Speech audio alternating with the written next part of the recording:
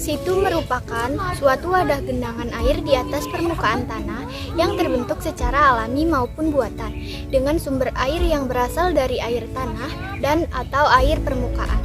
Manfaat situ diantaranya yaitu pertama, sebagai tempat membudidayakan ikan seperti ikan mujair, ikan mas, dan ikan bawal. Kedua, sebagai pencegahan dan pengendalian air. Ketiga, sebagai tempat rekreasi. Keempat, sebagai tempat penyediaan air bersih. Di setiap ekosistem selalu ada komponen penyusun ekosistem. Komponen penyusun ekosistem ini dibagi menjadi dua, yaitu komponen abiotik dan biotik.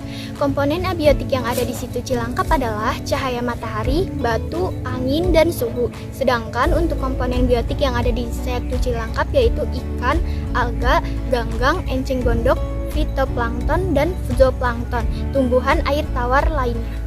Di setiap ekosistem selalu terjadi rantai makanan. Rantai makanan adalah sebuah peristiwa makan dan dimakan antara sesama makhluk hidup dengan urut-urutan tertentu.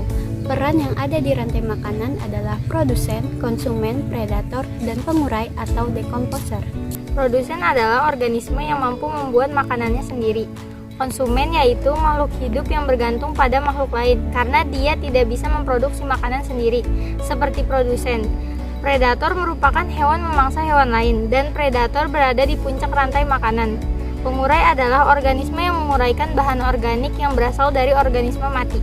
Klasifikasi rantai makanan yang ada di situ Cilangkap yaitu produsen meliputi fitoplankton, alga, lumut, dan tumbuhan air. Konsumen tingkat 1 ada zooplankton, ikan mujair, ikan nila, ikan cere. Konsumen tingkat 2 ada ikan lele, ikan mas, gabus. Predator meliputi elang dan manusia, dan yang terakhir ada pengurai meliputi bakteri dan jamur.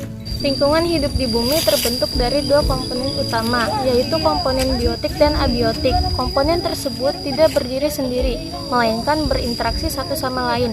Berikut adalah bentuk-bentuk interaksi antar komponen lingkungan hidup. Bentuk interaksi antar komponen lingkungan hidup yang pertama adalah interaksi antara komponen abiotik dan komponen biotik. Interaksi ini dapat juga dikatakan sebagai interaksi antara lingkungan fisik dan biologis. Tumbuhan dan fitoplankton sebagai komponen biotik memanfaatkan sinar matahari, air, karbon dioksida, vitamin, dan mineral dari tanah yang merupakan komponen abiotik.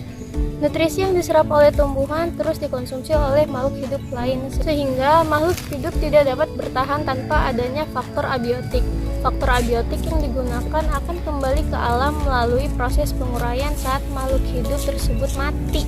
Interaksi antara komponen abiotik dan komponen biotiklah yang menciptakan ekosistem dan membentuk kehidupan di bumi. Selanjutnya ada interaksi antara sesama komponen abiotik. Faktor abiotik saling berinteraksi satu sama lain. Misalnya suhu yang menguapkan air, membentuk awan dan menciptakan hujan.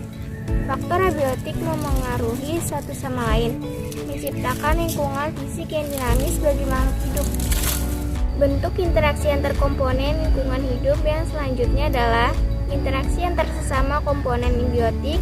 Interaksi ini adalah hubungan antar spesies makhluk hidup yang menghasilkan kerugian, manfaat, atau bahkan netral. Setiap ekosistem selalu memiliki hubungan saling ketergantungan, seperti yang terjadi di situ Cilangkap.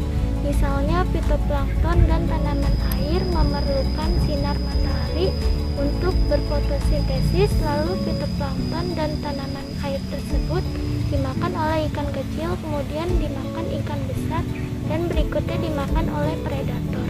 Predatorlah yang menempati posisi tertinggi, kemudian bila predator tersebut mati akan diuraikan oleh pengurai.